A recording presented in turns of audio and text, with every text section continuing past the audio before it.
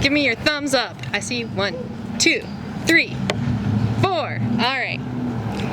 I'm Camry Peterson, the Community Health Supervisor here at the Central District Health Department. We are here today to talk about the importance of COVID vaccines. Currently, the state of Nebraska is at 50% vaccinated, but here in the Central District area, which is Hall, Hamilton, and Merritt counties, we are only at 39%. So the United Way has reached out with us and we are partnering to get people vaccinated. Hi, my name is Elizabeth Troyer-Miller. I represent both the Heartland United Way and the Heartland Disaster Recovery Group, and we were really excited to partner with Central District Health Department because we believe that it's not just our health providers and health professionals whose job it is to speak this message of get vaccinated, but it's also the community's responsibility. So our current campaign, we've been working at a variety of campaigns to communicate the need to get vaccinated, to take safety precautions. COVID and the pandemic are still here with us. Our current campaign is a push from now through the end of August. If you get yourself vaccinated at Central District Health Department, you'll get your name entered into a raffle for some gift cards. We got grocery gift cards, Visa gift cards, variety of things to get you an incentive. We also believe that, and the incentive right now is we've got a pending crisis as the Delta variant comes to our community, and we all have a responsibility and an opportunity to help get in the way of this further crisis, like expanding.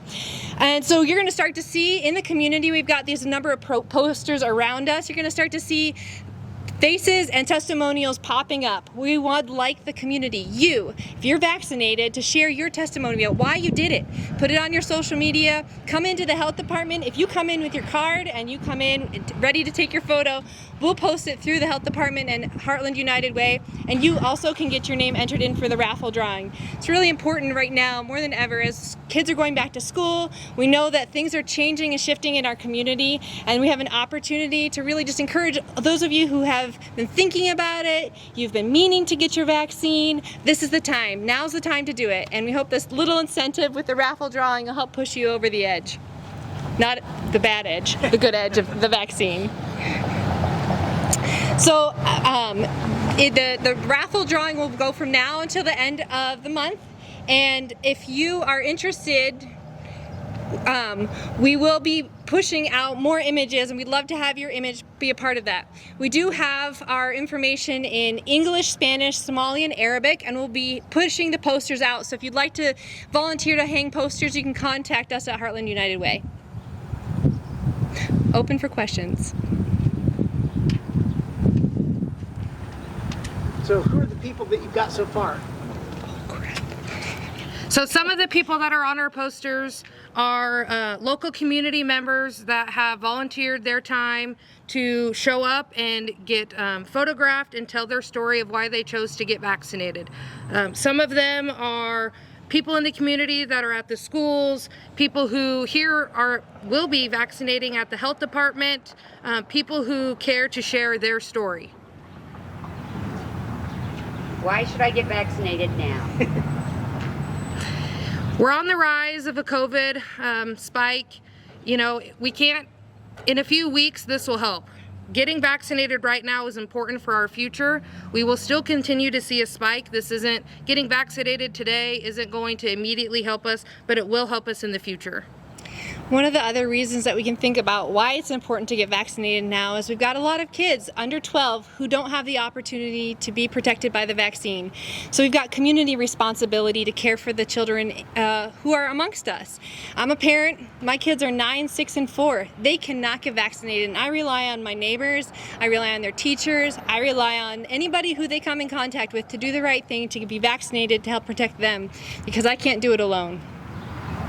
Among the residents of Grand Island and the surrounding area, is it fair to say that there's data to suggest that there might still be residents on the fence? Because the vaccine has been widely available for most age groups for up to 7 months. You would think at some point you're either going to get it or you're not. Is there data to suggest that there's still people that are undecided? I mean, being that in the CDHD area we're only 39% vaccinated, that leaves a large amount of people out there that are either on the fence or have completely chosen not to get it. We're here and we will give and be out in the community and give vaccines any opportunity that we can. I think anecdotally we can say absolutely. Sunday we were at an event and we had individuals there who were providing the vaccine, and we had 20 people who just hadn't done it yet. And through conversation we said, hey, are you vaccinated yet? And gave them the opportunity to go get it done, and they went and got it done. And we had kids who were dragging their parents over saying, hey, can you come over, come get your vaccine. We had spouses who were like, you haven't done it yet, you can do it, come on right over here. So we know, given the opportunity, people who have been just kind of, I haven't made the time, I haven't gone out of my way, if you can take the step now, this is the time to do it. When and where are the vaccinations available locally? We can give vaccinations here at the CDHD office Monday through Friday, 8 to 4. We are also open late till 8 p.m. on Thursdays for any of those people that can't get off work. We have a vaccination event on this Thursday at the Boston's Travel Center off the interstate from 12 to 4, just trying to meet people where they are. Will you be doing other special kinds of events like that, partnering with schools or businesses? Yes, we have worked with most of the schools to do a vaccination event at their open houses, and we are arranged with some of the schools already on the first couple of days to be there. Peace Lutheran Church has asked us to come out for their event on Sunday. I believe that's 1 to 3. I could be wrong about that. 11:30 to 1:30. There we go. 11:30 to 1:30. And then we're also doing St. Mary's on The 29th. the 29th. I mean, you mentioned faith communities there. You know, faith is a large part of people's lives. Is that somewhere where maybe they get to have some more outreach? Yeah, we've been working with anybody who's willing to partner with us or willing to come out and educate and offer vaccine. And I think this is where it gets into, it's not just the job of our health professionals to share how important this is. It's for all of us who've been vaccinated to share about why it was important for us to do it. And by showing our faces to our friends and our neighbors, it might help the people who are a little iffy or uncertain to see, oh, I trust that person. Oh, that person did it. Okay, I can talk to them. So if you can't find a trusted friend, talk to a trusted health professional. It's really important to get the right information and to get information from the people who know the research. Speaking about trusted health professionals, I think that there's a misconception maybe amongst the public that this Delta variant will work its way through those who are unvaccinated, therefore A, I don't need the vaccine, or B, won't get the vaccine. Talk about that misconception and how vitally important it is to spread this information. Well, I think it's important to get vaccinated. Yes, it has shown that the vaccine is not 100%. Which is why the schools are coming out and asking us to mask. We can get it even if we are vaccinated. It has proven that the death rate on unvaccinated people is much higher than those who are vaccinated. And I think it's important for us non-medical professionals to remember that any vaccine that we get is not 100% effective. That's just the way they are. But they help reduce our symptoms. They help us get through it without feeling so sick. And that's another reason to do it. While you may think that you're immune to this because you're young, because you're always healthy, that's not true. There's a lot of people who are getting sick and they have been healthy their whole lives.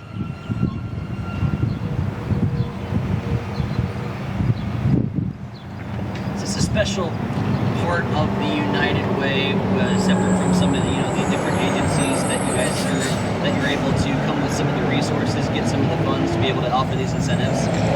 Yeah, so one of the things that happened, I think that's, I'll just wait. Let me just start over. Wait for that truck. So one of the things that's been unique for what the United Way can do to support these efforts is we had funding for flood recovery. And then we know that flood recovery was not done, and then we had a pandemic. And because of that, we were able to get additional funding for the Center for Disaster Philanthropy that was supporting the efforts for flood recovery in Hall and Howard counties. And we were able to start a campaign to do better at reaching our underserved communities when it comes to COVID. We know a lot of people have been impacted, and we hope that our efforts, by making sure things are in multiple languages, by making sure resources and information is in all areas, that people are going to access it. So there is support for this, and we also have organizational support. We've got other community organizations and businesses who are stepping up for the financial incentives. 39% vaccination rate in the health department district. 100 would be the pie in the sky. Obviously, that's what you guys are pushing for. You would want. What's a realistic number? Do you think that we would consider the community to be safer? Well, I think the goal we've always pushed for was 75%, which would be more like herd immunity. So 39 to 75 is a pretty far difference. We got some room to go here. Camry, I think you mentioned that the people who get vaccinated, there are those breakthrough cases, but I think those are rare. And when I've talked with nurses and doctors locally, they've told me the patients that they're seeing that are the sickest are the unvaccinated. Is that the data you're seeing as well would say that? Yeah, that is what we're seeing as well. Yes, there have been breakthrough cases, but the people that are getting the sickest with this Delta variant are unvaccinated people. So with the health department at nearly 100 for the rate of transmission, can you describe what that actually means for the public in correlation and getting people vaccinated? Like a correlation as to, I guess like why makes it so much more important to get vaccinated. I think we're talking about the 100,000. for Delta. Just so you know. So that's what our rate right now, case rate for 7 days is 100,000 and going up. Okay. So I would say with the increase in COVID, that is why it's important to get vaccinated now. But as I said before, it's not going to help us immediately. We are still going to see this rise in cases as this Delta variant comes through our community, but it will help us hopefully in the future to prevent other variants from either starting or increasing COVID here towards the fall and the winter, and hopefully preventing it from a spring outbreak. Do we have demographics in terms of age at this point? We started this with the elderly, the most vulnerable. That was the focus. As far as the unvaccinated, what's sort of the demographic here in the district? Did you have a kid?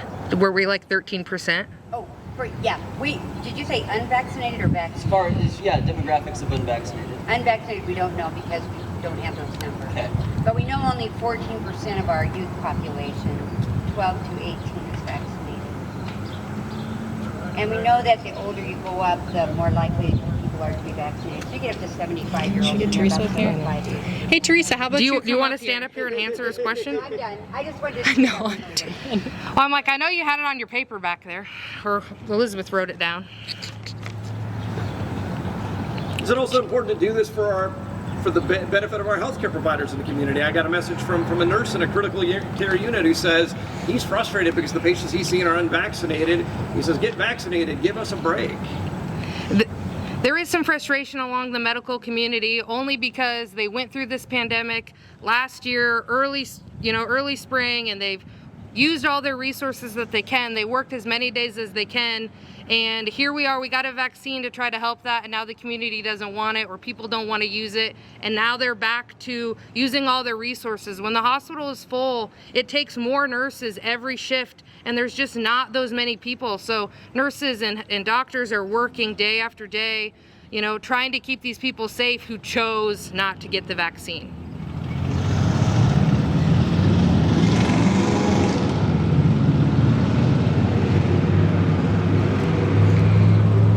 So there are some doses of the vaccine expiring. Is that worrisome for you guys?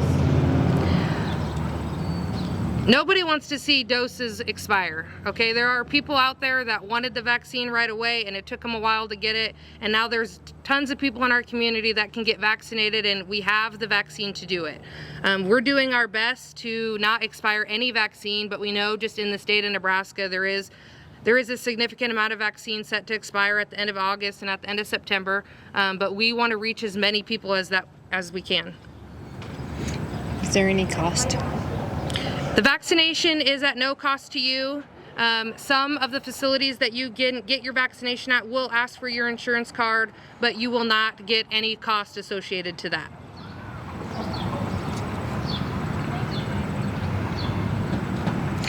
If someone is undocumented, is it a problem to get vaccinated?